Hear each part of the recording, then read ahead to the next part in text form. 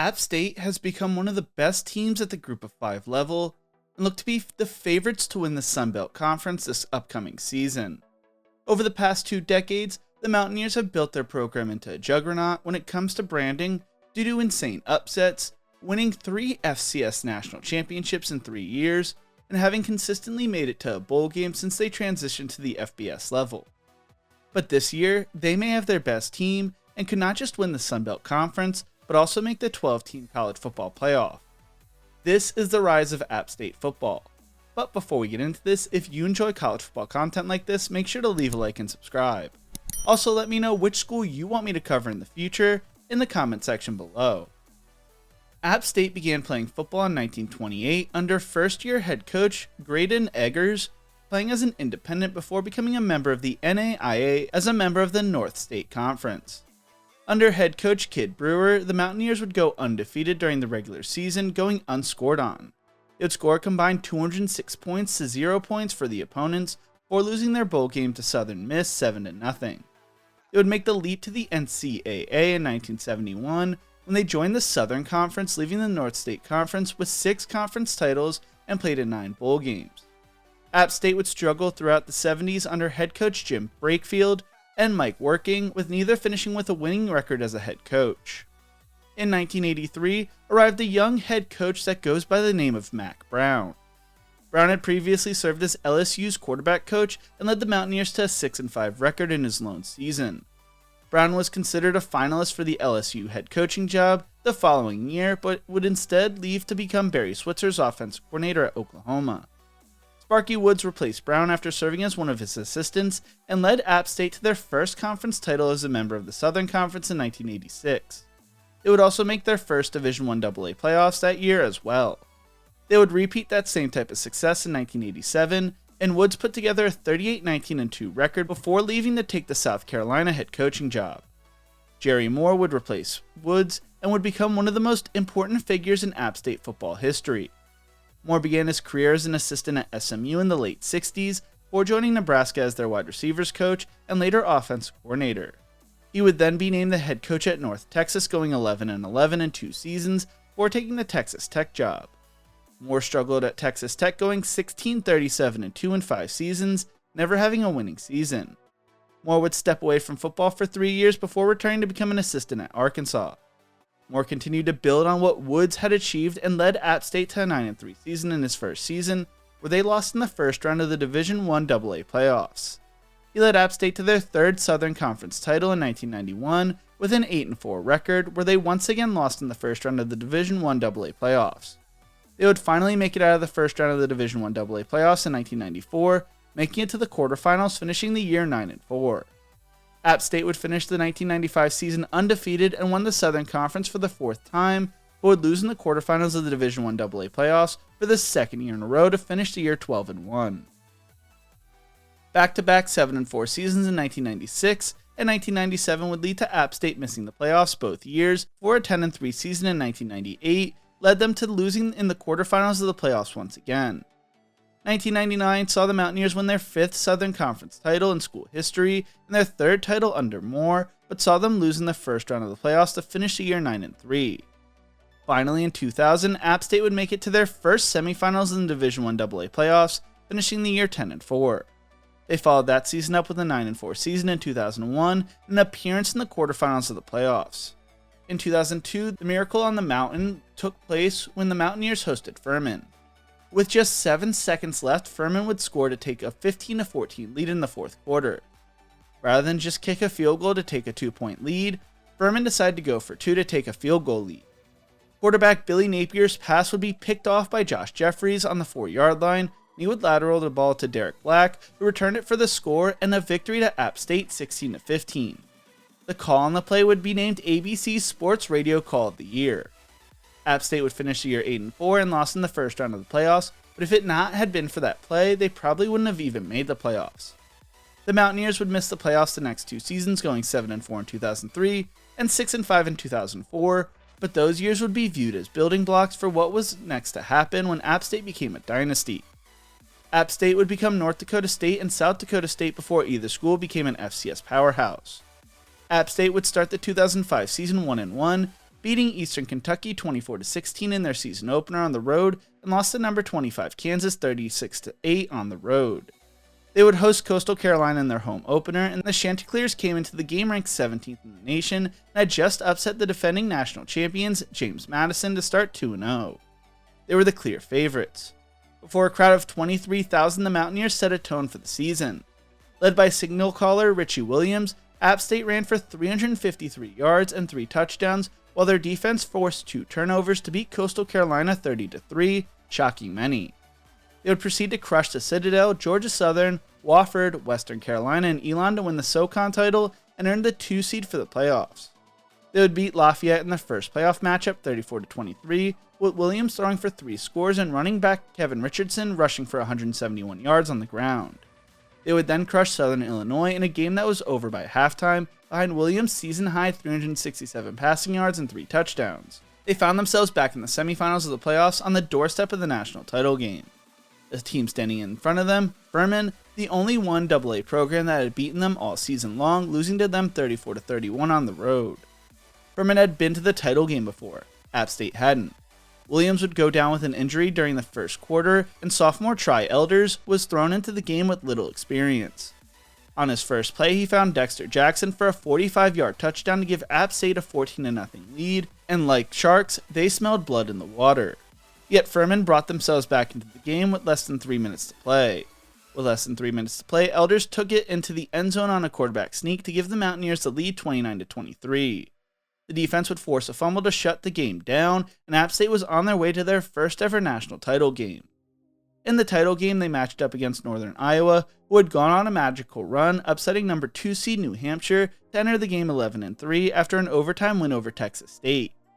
Northern Iowa would take a 6-0 lead into the second quarter, but App State responded with a touchdown of their own. Northern Iowa would take a 9-point lead into half. Both the offense and defense would step up, including a fumble return for a touchdown which secured App State their first ever national title. It was their first national title for any sport in App State history. Heading into 2006, App State saw Williams graduate, meaning there was going to be a new quarterback leading the Mountaineers. They would lose their season opener to NC State, but as the season progressed, they would see Armonte Edwards take control of the offense, become the quarterback not just for now, but for the future, as he was just a freshman. App State would earn the number 1 seed for the playoffs and won the SoCon once again. Against Coastal Carolina, Edwards would combine for 5 touchdowns en route to a 45-28 victory. In their matchup against Montana State, Richardson would rush for 131 yards and 5 touchdowns as they would cruise to another victory. They would take on the Gateway Conference champions, Youngstown State, who had 4 national titles to their name at the time. Once again, App State would cruise, playing nearly flawlessly, to return to the national title game where they took on UMass, who had beaten Montana in the semifinals. UMass entered the game with their lone loss coming to Navy, where they lost by 1 point. Richardson would rush for 4 scores on the night to lead to their second straight national title. 2007 was an insane season when it came to the FBS, and a lot of that could be traced back to what App State did against Michigan, basically putting the school on the map for those who did not pay attention to FCS football. The first game in the Big Ten Network history would see number 5 Michigan, who were considered national title contenders, versus App State, where Michigan paid them $400,000 to travel to Ann Arbor. There was no betting line for the game. It was believed to be that lopsided. Instead, history occurred. Snap's good, the whole kick! Oh! The kick is good! The Mountaineers are going to try to take it back to the big house! 30, 20, 15! Wow! The Mountaineers have just beaten the Michigan Wolverines! All of a sudden, App State was a national brand as everyone was talking about the game. A few weeks later, they struggled against Wofford and fell to their SoCon rivals 42-31 on the road, and then a few weeks after that game, Georgia Southern came into Kidd Brewer Stadium and upset App State 38-35. It was their first loss at home since 2004 to their hated rivals. They entered a crucial game against Furman with the season seemingly on the line. Edwards put the team on his back, leading them to a 34-27 win to get the season back on track. They would end the regular season 9-2 and shared the conference title with Wofford. App State would take a tough James Madison team in the first playoff matchup, and in a back-and-forth game, survived the upset bid to beat the Dukes 28-27. They then survived another tough game against Eastern Washington, winning 38-35, before cruising past Richmond in the semifinals 55-35 to return to their third straight national title game. They became the first team since Georgia Southern to appear in 3 straight national title games. They would take on a Joe Flacco-led Delaware team that would attempt to test them throughout the day. Instead, App State cruised to their 3rd straight national title, beating the Blue Hens 49-21. They were up 35-7 early in the 3rd quarter and never had to break a sweat. They became the first team ever to win 3 straight national titles. It would also be the last appearance in the national title game under Jerry Moore. They would win 3 more SoCon titles in a row from 2008 to 2010, but lost in the quarterfinals twice and semifinals once. In 2008, they put up 70 on number 3 Wofford on national TV. In 2009, in Edwards' last game, they lost a heartbreaker to Montana and Missoula on a snowy night. In Edwards' 4 seasons with the Mountaineers, he rewrote the record books. He ran for 4,361 yards and 65 touchdowns, which are still an FCS record by a quarterback, and threw for 10,392 more yards in a decorated career. He is the only player to win the Walter Payton Award twice while missing 12 games. 2011 would see their streak of SoCon titles snapped as they finished 8-4 and lost in the second round of the playoffs. 2012 would be Moore's last year as head coach, and he would lead them to a share of the conference title and an 8-4 record, where they once again lost in the second round of the playoffs. Back in 2011, Moore had agreed that the 2012 season would be his last season with the team according to the athletic department, but according to Moore, he wanted to coach one last season. This led to Moore distancing himself from App State. He finished as the winningest coach in App State history and Southern Conference history, going 215-87, winning 3 national titles and 10 SoCon titles. Under athletic director Doug Gillens, a few years later the relationship would be mended. He was inducted into the College Football Hall of Fame in 2014, and there is now a statue outside Kidd Brewer Stadium honoring the ball coach. App State alum Scott Satterfield would be named the school's next head coach. Satterfield had served as an assistant for the school from 1998 to 2008, and returned in 2012 to serve as the assistant head coach, offensive coordinator, and quarterback coach. If I had to guess, he was also probably named the coach in waiting for the 2012 season, but I could not find anything to confirm that. Satterfield would lead App State through the transition from the FCS up to the FBS, going 4-8 in 2013, their first losing season since 1993, before leading them to a 7-5 record in their first year as a member of the Sun Belt Conference, though due to transition rules they were not eligible for a bowl game. 2015 saw App State go 11-2, finishing second in the Sun Belt, and saw the school's first bowl win in school history when they won the Camellia Bowl under the NCAA. In 2016, they would win a share of the Sun Belt Conference and once again won the Camellia Bowl to finish the year 10-3. 2017, they would win a share of the conference once again and win the Dollar General Bowl 34-0 to finish the year 9-4. 2018 would see Satterfield leads App State to the Sun Belt Conference Championship game, where they beat Louisiana 30-19 to win their first outright Sun Belt Conference title. They would finish the year 11-2 and win the New Orleans Bowl 45-13. For the bowl game, Satterfield was named Louisville's next head coach. Satterfield finished his App State career with a 51-24 record. NC State offense coordinator Eli Drinkwitz would be named the school's next head coach and would lead App State to a 12-1 record, where they won their second straight conference title, beating Louisiana once again in the Sun Belt title game, and earned a bid to play in the New Orleans Bowl for the second straight year. For the bowl game, Drink would be named Missouri's next head coach, and Sean Clark would be the coach in the bowl game, where they won 31-17 over UAB. Clark would be named Drinkwitz's replacement, having played at App State in the late 90s and having spent time on the coaching staff since 2016. Clark's first season as head coach, it would be complicated due to needing to deal with the events of 2020, but they still managed to go 9-3 and won the Myrtle Beach Bowl over North Texas 56-28. The following season they would win the East Division but lost in both the Sun Belt title game and Boca Raton Bowl, their first losses in both games in school history as a member of the FBS, to finish year 10-4. They would struggle in 2022, missing their first bowl game since 2015, or going 6-6 but rebounded with a 9-5 season last year, earning the East Division spot in the Sun Belt title game due to James Madison not being eligible. They would lose to Troy in the game 49-23, but rebounded by beating Miami of Ohio 13-9 in the Cure Bowl. Heading into the 2024 season, this could be Clark's best team as they return 11 starters from last year. While they do have to travel on the road against Louisiana, they host James Madison at home. According to Phil Steele, they are the favorites to win not just the East Division, but also the Sun Belt Conference this year, and could be a team to keep an eye on from the Group of 5 when it comes to the 12-team college football playoff. App State has built a juggernaut of a brand over the past decade at the FBS level.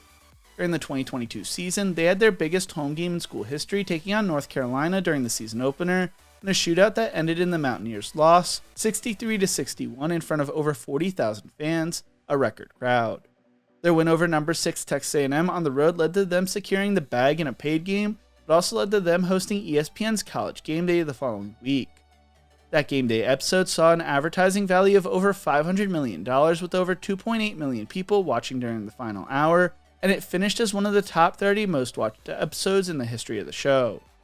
Athletic Director Doug Gillens spoke on the brand building, saying, "We've been working on how we can gain and leverage national exposure since we made the transition to the FBS. Our win over A&M and hosting of College Game Day was a special opportunity to showcase our university, community, and football program to a national audience over the entire week. They also saw the most visitors and views on the university page during that period. App State has been on the front lines of creating branded products in the last few years, such as custom beer, wine, seltzer, coffee, barbecue sauce, bourbon, beef jerky, and many more. App State Athletics launched its Mountain Born apparel collection in 2016 in a co-branded collaboration with alum and country music star Eric Church. Fellow alum and country music sensation Luke Combs joined the collection in 2018. Kyle Busch even drove a NASCAR App State wrapped car to a win in 2020. App State's royalties grew 35% from 2020 to 2021 to 2021 to 2022. The school's brand has built up to be so strong that Luke Combs and Darius Rucker played sold-out stadium shows at the school. With the expansion of the college football playoffs, App State could find themselves in a special spot to continue to build their brand by securing a Group of 5 spot. They have all the momentum to become the next Boise State, and may even become bigger than Boise State was able to accomplish in their heyday due to being located on the East Coast. What do you think? Will App State continue to build themselves up into a premier Group of 5 team? Let me know in the comment section below. If you enjoyed this video, make sure to check out one of my other videos YouTube thinks you will love right here. Thank you so much for watching, and as always, remember to embrace the grind.